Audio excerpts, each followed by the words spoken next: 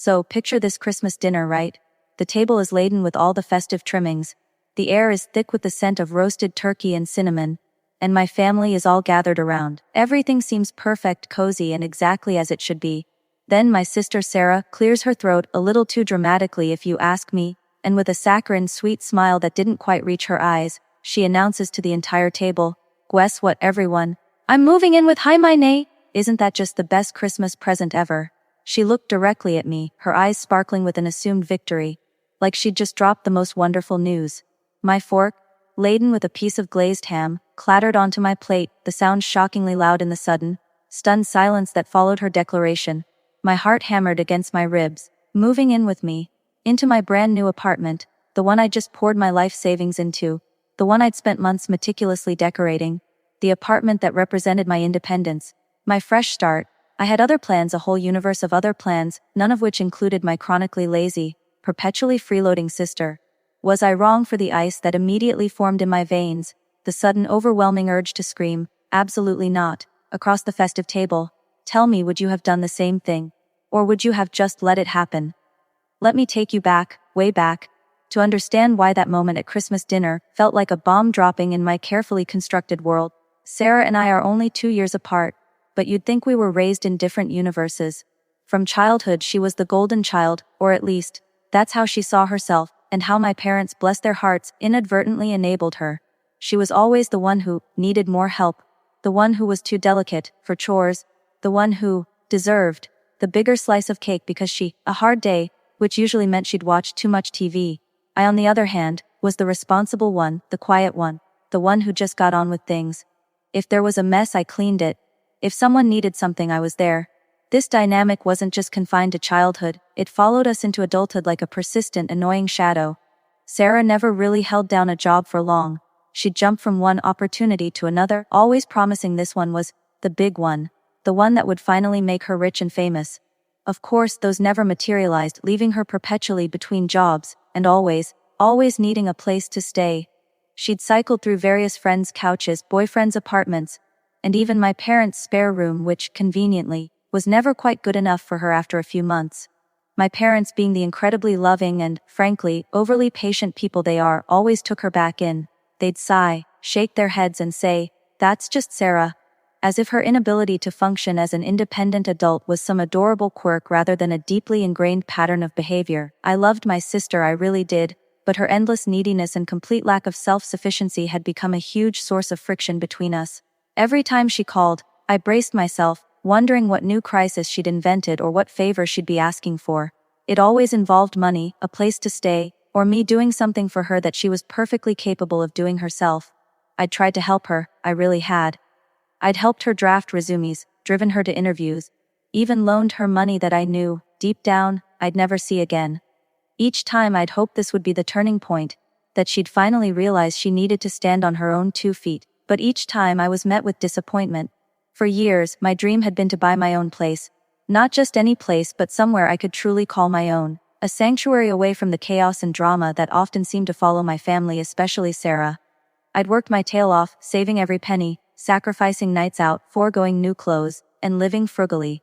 It was a long, arduous journey, filled with ramen noodles and second-hand furniture, but I was determined. Finally, after what felt like an eternity, I had enough for a down payment. The apartment wasn't huge, a cozy one-bedroom in a decent part of town, but it was mine. Every wall, every fixture, every square inch screamed independence. I spent weeks painting, decorating, and furnishing it exactly how I wanted. It was my haven, my achievement, a symbol of everything I'd worked so hard for. I had moved in only a month before that fateful Christmas dinner. I hadn't told many people about the exact location, or even that I was fully moved in, because I wanted to settle first. I had only shared the full details with my parents, who were thrilled for me, and a couple of close friends. Sarah, of course, knew I had bought an apartment. It was hard to keep that kind of life-altering news a secret, but I hadn't given her the full tour or even invited her over yet. I was planning a small housewarming party after the new year, a chance to show off my new space and celebrate my accomplishment on my own terms. My logic was simple: if I kept it low-key initially, I could avoid any immediate requests or suggestions from Sarah about how she could benefit from my new living situation. I knew her well enough to anticipate the wheels turning in her head the moment she saw a new, empty spare room, or even just a spacious living room. Oh, how naive I was. I thought I could control the narrative, that I could slowly introduce her to the idea of my independent life without it becoming her next target. So, let's rewind to the beginning of Christmas dinner. The air was thick with holiday cheer. My parents were beaming, my aunts and uncles were gossiping good-naturedly, and the food was, as always, I was feeling genuinely happy, basking in the warmth of family, proud of my recent achievement, and looking forward to a relaxing evening. Sarah arrived fashionably late, as usual, sweeping in with a flurry of apologies and a flimsy excuse about traffic. She looked, as she always did, immaculately put together, despite her perennial between jobs status. She had a way of always looking like she'd just stepped out of a magazine, while I, who actually paid for my own clothes, often looked like I'd wrestled a bear. She kissed everyone, complimented my mom's cooking with an exaggerated flourish, and then settled into her seat directly across from me. Throughout dinner she kept glancing at me a sly, knowing look in her eyes that I couldn't quite decipher. I dismissed it as her usual mysteriousness, her way of hinting at some grand, unspoken plan. I should have paid more attention. The conversation flowed, covering everything from family gossip to the latest political happenings. I shared a brief update about my new apartment, focusing on the challenges of moving and decorating, trying to paint it as less of a luxurious haven and more of a work in progress. I even mentioned how small it was, which was a strategic lie because it was perfectly sized for one person. My parents, bless them, kept interjecting with proud remarks about how hard I'd worked, how I deserved this, and how independent I was. Each compliment felt like a tiny prick in Sarah's balloon of self-importance. I saw her jaw tighten subtly, her smile falter for a fleeting second. That should have been my first clue, but I was too caught up in the moment, too happy, too relaxed. Then came dessert, my mom's famous gingerbread cake, thick with cream cheese frosting. It was always a highlight. As everyone was digging in, that's when Sarah cleared her throat. Everyone turned, expecting her to announce some new, short-lived venture or maybe a new, equally short-lived boyfriend. But no, what she announced was far more personal, far more invasive. Guess what, everyone? I'm moving in with my name! Isn't that just the best Christmas present ever? The words hung in the air, sweet and sinister like poison hidden in a candy shell. My blood ran cold. The image of my carefully curated, peaceful sanctuary being invaded, being turned into another one of Sarah's temporary flop houses, flashed through my mind. It was a visceral, gut-wrenching feeling. My parents looked at me, then at Sarah, their expressions a mix of confusion and concern. My mom opened her mouth, probably to ask if this was true, but I cut her off, my voice surprisingly steady despite the tempest raging inside me. Oh, is that so, Sarah? When exactly did we discuss this? I asked, my tone laced with a sarcasm I didn't even try to hide. Sarah, still beaming, seemingly oblivious to the shift in atmosphere, waved a dismissive hand. Oh, we haven't officially discussed it, but it's just so obvious. You have this lovely new apartment and I need a place to stay. It just makes perfect sense. We're sisters, after all. She emphasized sisters, as if it were a trump card that negated all logic and personal boundaries. My dad, ever the peacemaker, tried to interject. Now, Sarah, darling, my name just got settled. She's worked very hard for her own space. But Sarah was on a roll. Exactly. And I'm sure she'd love to share her success with her family. What are sisters for, if not to help each other out? Besides, she added, turning to me with a conspiratorial wink, think of all the money you'll save on rent if we split it. We can get a second bedroom, maybe turn the living room into a studio for me. It'll be great. A studio for her, in my one-bedroom apartment. The audacity was breathtaking. The sheer entitlement, the complete disregard for my feelings or my efforts. It was all so typically Sarah. It was like she genuinely believed the world revolved around her, and that everyone else was merely a supporting character in her never-ending drama. My parents were looking increasingly uncomfortable. My mom shot me a sympathetic glance, knowing full well the history between Sarah and me, and knowing full well what I was capable of when pushed too far. And I was being pushed hard. I took a deep breath, forcing myself to remain calm.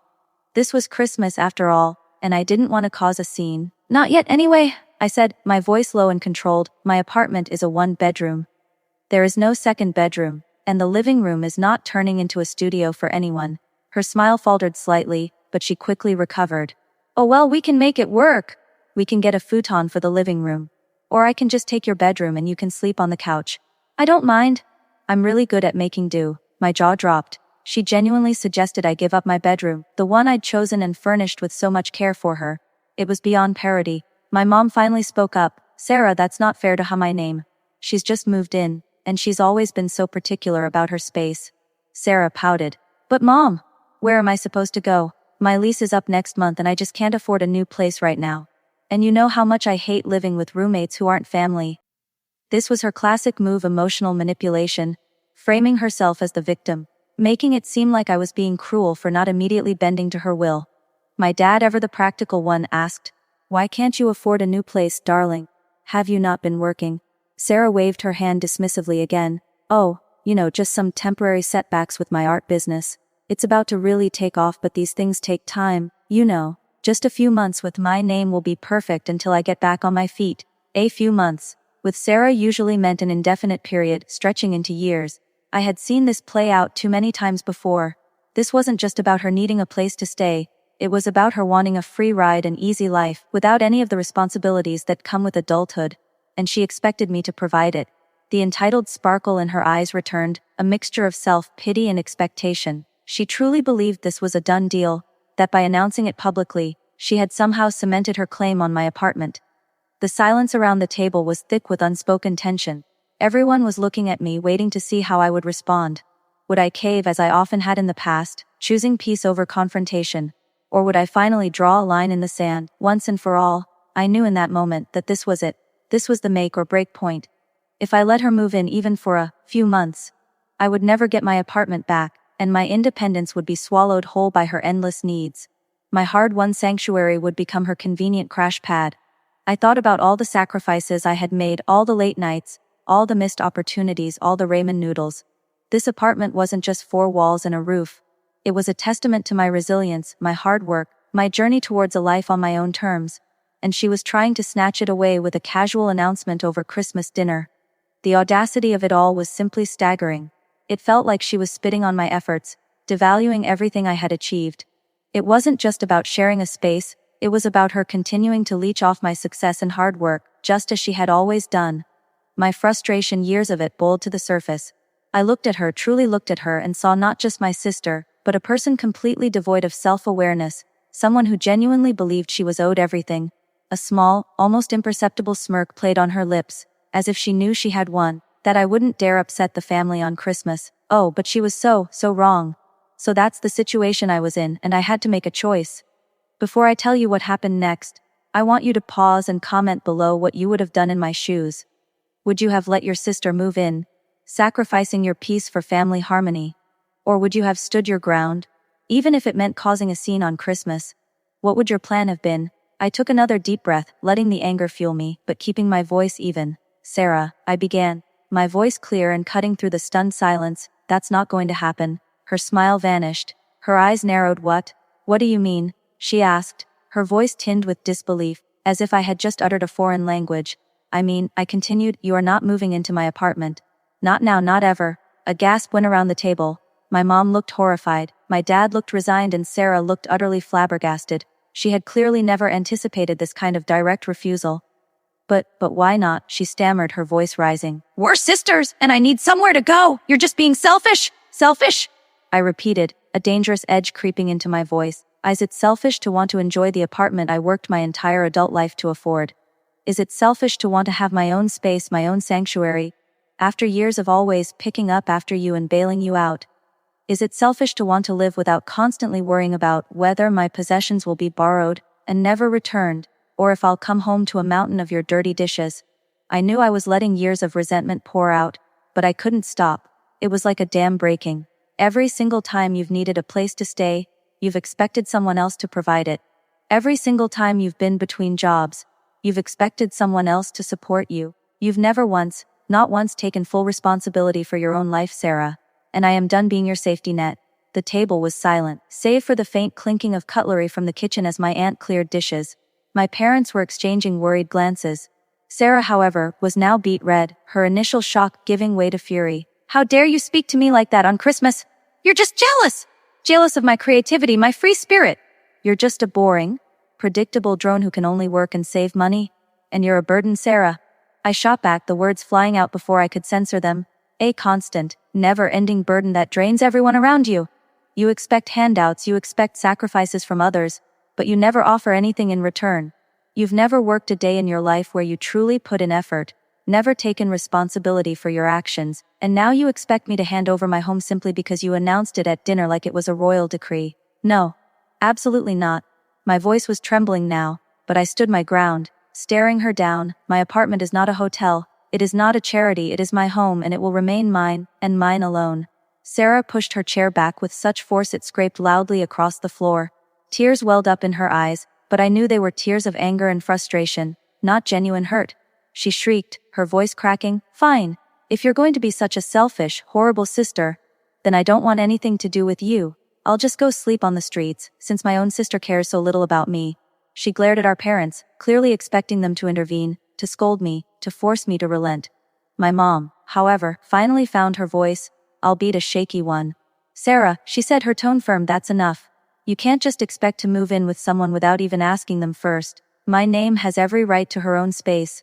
My dad nodded in agreement, a rare moment of unity in handling Sarah's dramatic outbursts. This seemed to deflate Sarah more than anything I had said. The realization that she wouldn't have my parents to back her up, that her usual manipulation wasn't working, hit her hard.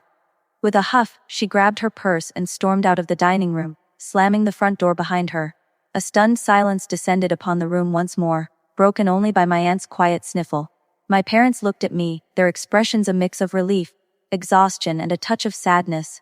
"I'm sorry, Mom, Dad," I said, my voice softer now, the adrenaline beginning to recede. But I couldn't let her do it, not again. My mom walked over and put her arm around me, giving me a squeeze. "No, sweetheart," she said, her voice gentle. "You're right, it was long overdue. We always hoped she'd grow out of it."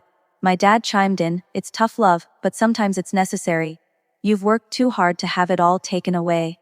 The rest of Christmas dinner was subdued, but there was an underlying sense of calm, a feeling that a heavy weight had finally been lifted. The elephant in the room, Sarah's endless demands, had finally been addressed, even if it was in the most dramatic way possible. In the days that followed, Sarah didn't call. I didn't expect her to. My parents, however, did. They updated me on her situation. She had predictably gone back to my parents' house, but this time, the reception was different. My dad had a serious talk with her, making it clear that while they loved her, they couldn't indefinitely support her without any effort on her part. They told her she needed to find a job, any job, and start looking for her own apartment, even if it was just a room in a shared house. They even offered to help her with a small deposit on a place if she found one and committed to working. It was a tough stance for them, something they hadn't fully done before, and I knew my confrontation at Christmas dinner had, in a way, paved the way for it. It made them realize that their enabling was hurting not just me, but Sarah herself. For a while, things were tense. Sarah occasionally sent me scathing texts, calling me heartless and unforgiving, but I blocked her number. I needed space, and she needed to learn that her actions had consequences. It took several months, but eventually, Sarah did find a part-time job, not her ORT business, but a steady gig in retail, and, to my surprise, she actually stuck with it. She found a room in a shared apartment with some other young women, and for the first time in a very long time, she was truly independent. It wasn't perfect, she still complained to my mom about her roommates and her job, but she was paying her own way. Slowly, very slowly, things started to shift between us. She eventually unblocked me, or I unblocked her. I can't even remember who initiated it. Our first conversation was awkward, but it was a step. She never apologized for the Christmas dinner incident, but she also never brought up moving in with me again. Instead, she asked for advice on budgeting, something she'd never done before. It was a small victory, but a victory nonetheless. My apartment remains my sanctuary, my peaceful haven. I enjoy it every single day, knowing that I fought for it, and that I set a crucial boundary not just for myself, but ultimately for my entire family. Looking back, that Christmas dinner was one of the most difficult, but also one of the most necessary moments of my life. It taught me the importance of setting boundaries even with family, and the power of standing up for yourself and your hard-earned independence. It was messy, it was dramatic, but it was absolutely essential for my peace of mind, and I dare say, for Sarah's eventual growth. So if there's one thing I've learned from this whole mess, it's that sometimes, the best gifts you can give yourself, and even your family, are firm boundaries and a strong voice. Like this video if you were on my side, subscribe for more stories like this, and share your final thoughts on this whole mess in the comments section below. I'll see you all in the next story.